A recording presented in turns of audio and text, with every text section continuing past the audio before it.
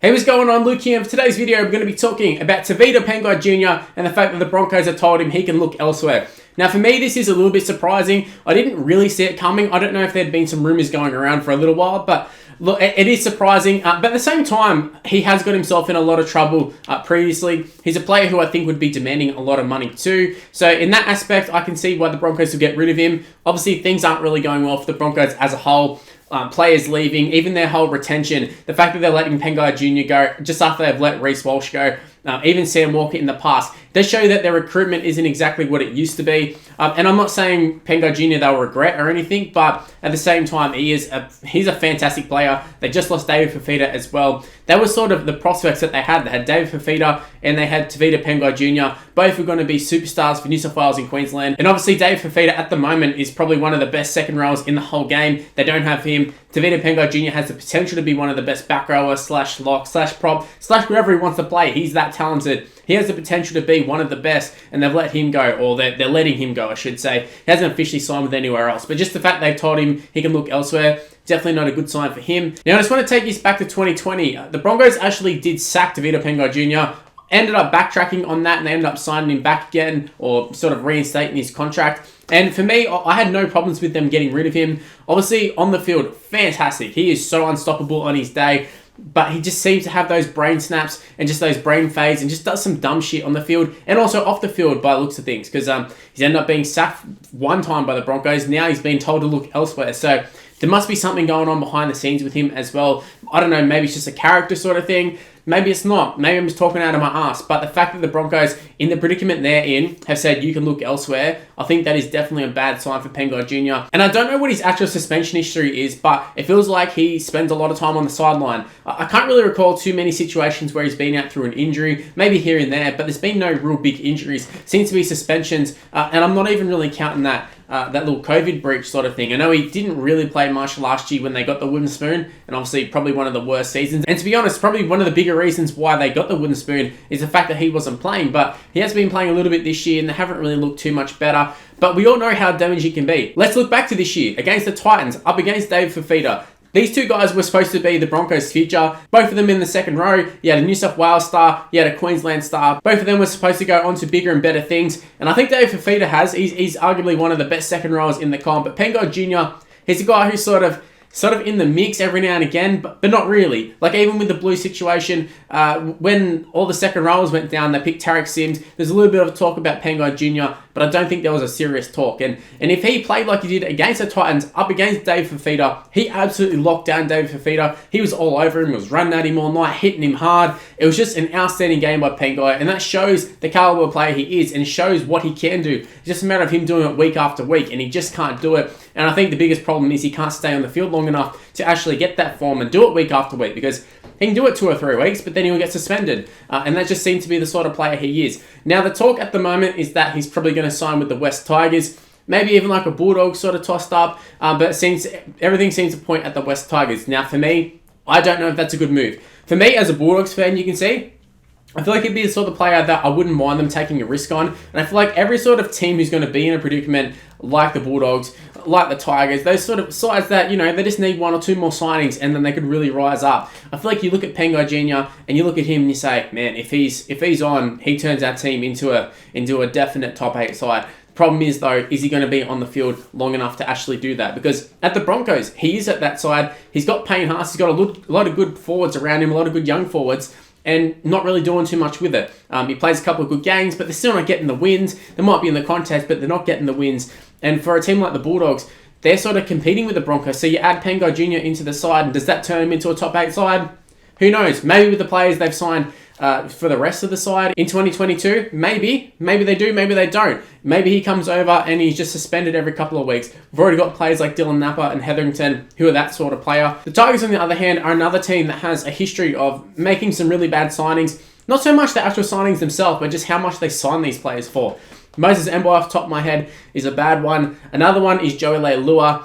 You look at Joey Leilua, he's actually very similar to Pangai Jr. We know that on their day can be absolutely devastating, unstoppable, but they just can't do it consistently. They have those brain snaps, but yet you see them at their best and you see them play those 10 out of 10 games every now and again. And you look at that and I think every club and every coach goes, if I could just get that from them maybe 7 times out of 10, I'll be happy with that. We could deal with that. But it's just a matter of they don't produce that. But look, Pangai Jr. I think is definitely a lot better than Joey Leilua. He was just an example, and just funnily enough, happens to be at the Tigers. Another one's James Roberts. Just the Tigers have a lot of players who are like that, and I don't think they can afford to keep signing these players who might be good, might be bad, depends on the week. Because that's literally how the Tigers are now. So I know Pangai Jr., he's on the market. You probably want to have a play for him, but do you want to take the risk? Because I don't think he's going to come cheap. If he was coming cheap, yes, for sure, go for him. But I can't see him coming cheap. He's that sort of player that, even if you're like a Roosters or someone like that, maybe we'll chuck him a little contract. He might sign, he might not, but we'll just throw a contract at him and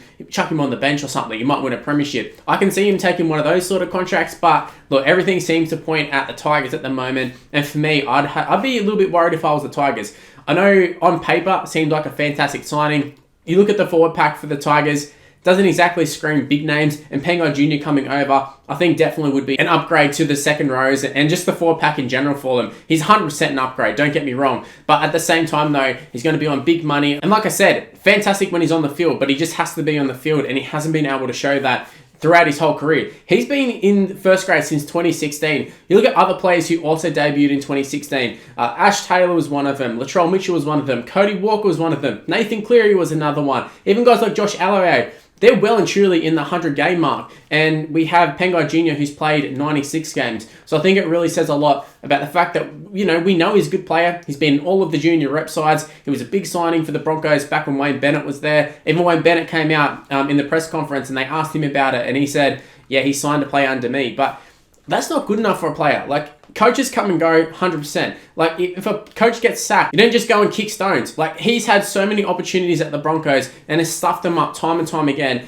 They even sacked him, for God's sake. So let's not just look at Pangai Jr. and go, oh, poor Tevita. Oh, he hasn't really had many opportunities, hasn't really had many chances, because he definitely has. And I think the Broncos are just sick and tired of him. And I think the fact that they're getting rid of him in the predicament they're in, I think it says a lot about him, it says a lot about the Broncos. And I even touched on it earlier, like the Broncos' retention hasn't been fantastic. The whole signing situation, it hasn't been great, but they've signed Adam Reynolds for next year. So you'd think, they do have some prospects for next year. So the fact that they're getting rid of Pangai Jr., pretty much effective immediately and saying, we don't need you next year, but they haven't really got anything lined up. It just shows you, like, how much money was he on? How much of a bad influence is he in the side? We don't really know. They're things that, we'll be asking. We probably won't get the answers, but yeah, for me, I think he's a super risky signing. If you're a team like the Tigers, the Bulldogs, you can definitely take a risk on him, but you just don't want to overpay for him. I think that's what it comes down to. Just don't overpay for him. Because, like, if I'm the Bulldogs and I see them go out and sign Tevita Pangai Jr. on a huge contract, my first thought is going to be,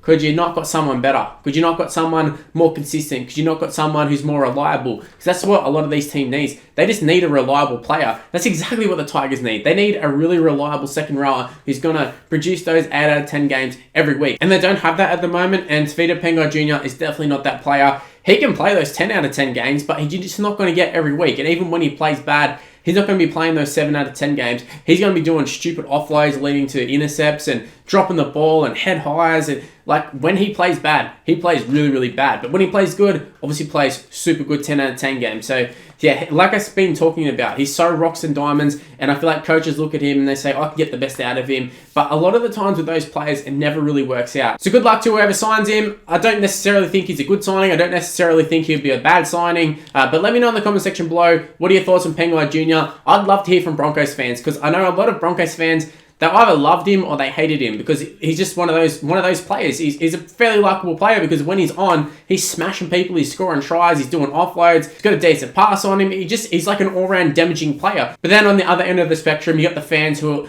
sitting there and they watch him do those shitty offloads to absolutely no one and miss the tackles and such. So yeah, there's definitely a lot of frustrated fans for letting him go, but also for him not reaching his potential at the Broncos. So yeah, like I said, Broncos fans, let me know in the comment section below, what are your thoughts on Pangai Jr. leaving the Broncos? Anyways, that's where I'm going to end this video. If you happen to enjoy it, make sure you go ahead and smash the like button and subscribe to the channel if you're new around here. Use the notification bell as well. Don't miss any of my videos. Click on it, it's somewhere up here, but just click on that. Be notified immediately on your phone or device, whatever you're using, and you can click on the video, you can watch it, you can leave a like, you can comment first, do whatever you want to do. You can leave a comment about Pangai Jr. There you go, you're all sorted. Also, while you're at it, go ahead and give me a follow on social media. It's on the screen right now. It's Mr. Luke on YT for the most part. It's Mr. Luke just for Facebook, but for everything else, it's Mr. Luke on YT. So go ahead, give me a follow, give me a like. give me an ad, do all that sort of stuff. But yeah, that's where I'm at in this video. Thanks for watching. Stay tuned for more content on the channel. And I'll see you in the next one. See yous.